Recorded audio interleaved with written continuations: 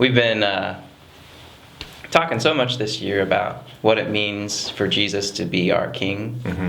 And as part of him being our King, we got to recognize also the fact that we are his subjects. Mm-hmm. Kings give directives to their subjects. There are orders that people need to follow through with when they have a king.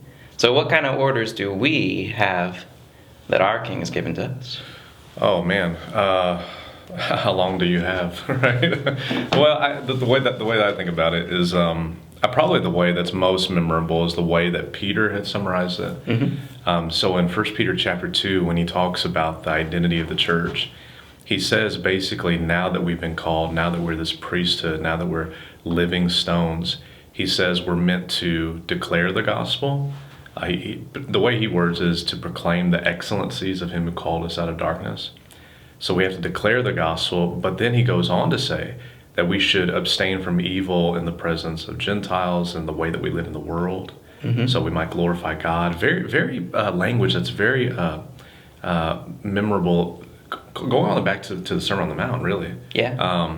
And so we declare the gospel, number one, but we display the gospel, number two. So what we say and how we live.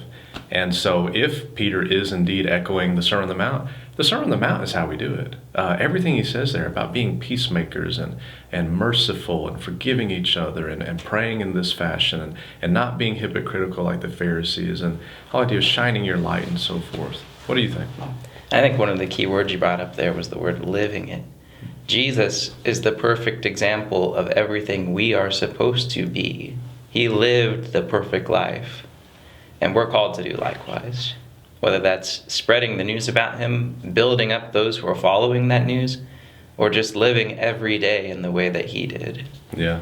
I mean, the King has given us directives, but we do it out of pleasure and allegiance to him, right? Mm-hmm. Just to make sure that the fragrance of his life is being effusive in everything we do, that everything we do and say speaks of him.